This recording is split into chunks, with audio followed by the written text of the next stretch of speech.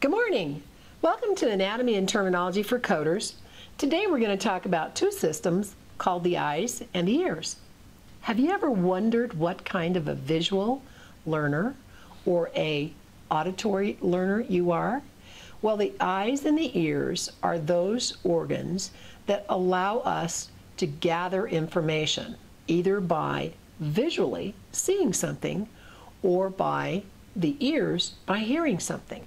So today we're going to talk about these two systems. Whoa, dude, what do you think? The eyes see what the brain responds to. So when we look at the eyes, we know that we find images, and those images are reflected in the eyes, and it gives us a vision of what we are looking at. So the eyes are really, really important for us. Sometimes I like to ask the question to my students, what type of learner are you? And they'll say, I think I am a visual learner. Well, if you're a visual learner, that means you perceive things well through your eyes and you get it by seeing it. If you're an auditory learner, that means you perceive things by hearing and you listen. You're probably a really good listener.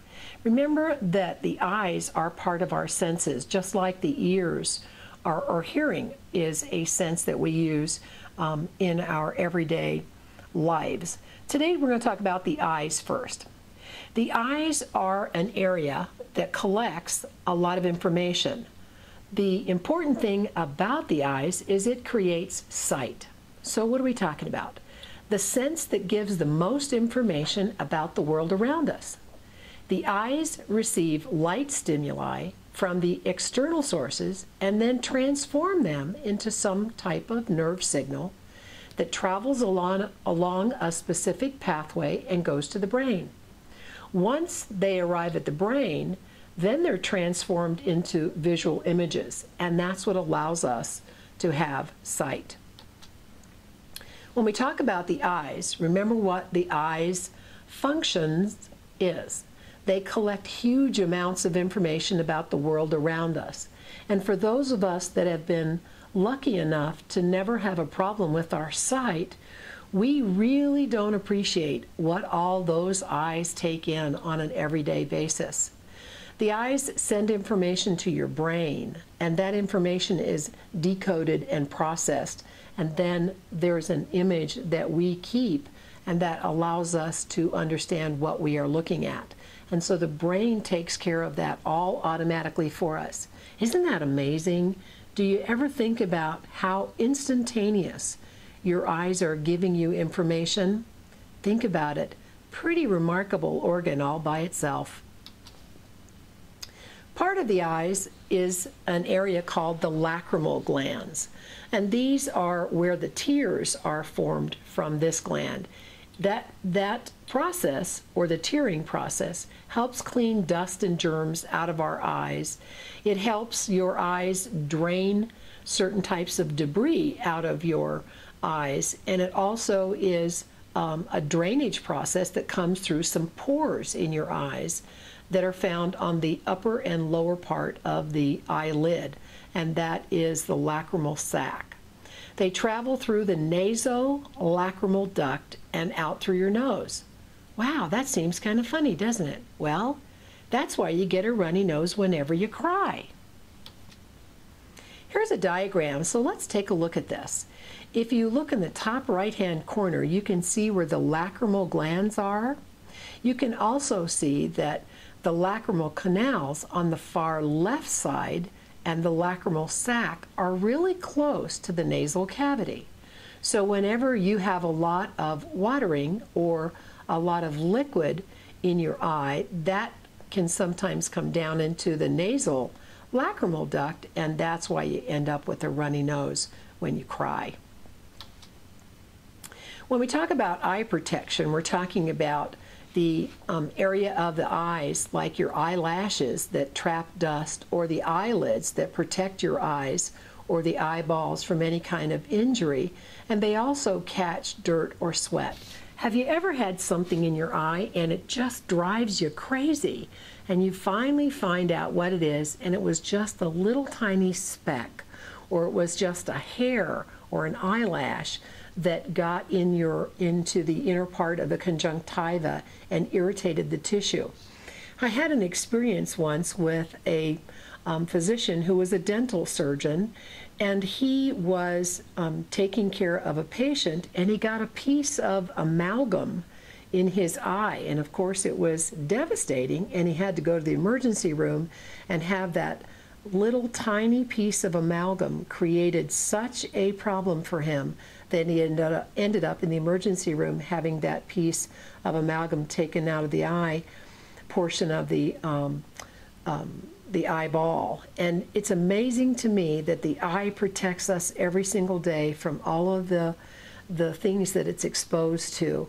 The eyelashes can sometimes be inward or outward in their appearance, and sometimes, depending on how that eyelash is located, can cause an irritation in the eye. So the eyelashes and the eyelids are those protective coverings or protective parts of the eye that protect it from injury.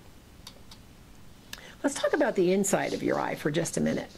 Your eye is filled with special fluids that are called humors. Now, that doesn't mean it's funny. It just means that those are the names of the type of fluids that are found inside the eye. The back of your eye is filled with a jelly-like substance called a humor that's called the vitreous humor. That helps keep your eyeball round, and it also keeps the lens and the retina in place. The front of the lens has a watery fluid that's also called the aqueous humor, and that's the part that carries nutrients to the cornea.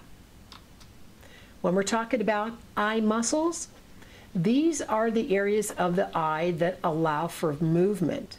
Sometimes you may notice that when you've been sitting in front of the computer for 15 hours, your eyes get a little tired, and so those eye muscles become a little lax and moving slowly because you've really stressed your eye.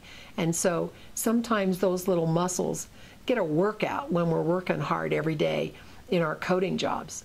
They also keep your eye round and on the inside of your head. Let's talk about those muscles of the eye. You have 6 different muscles. When we talk about those muscles, we're talking about the superior rectus muscle, superior meaning that it is on the top portion of the eye, levator palpebral superius muscle, the lateral rectus muscle, the inferior rectus muscle, the inferior oblique muscle, and the orbicularis oculi muscle. All of those muscles are responsible for movement. So do a little experiment with me. Look up, look to your right, look down, and look left. You have just moved all 6 of those muscles in a pattern that allow your eye to move up, right, down, or left. Now, let's try moving all of them at once. Try and make your eye go around in a circle. Now you're moving all of those muscles at once so that you provide that type of movement. Sometimes some of those muscles need to have some type of surgical intervention because the movement isn't quite correct, and that's where we have a lot of our surgeons go in and do surgical procedures on those muscles.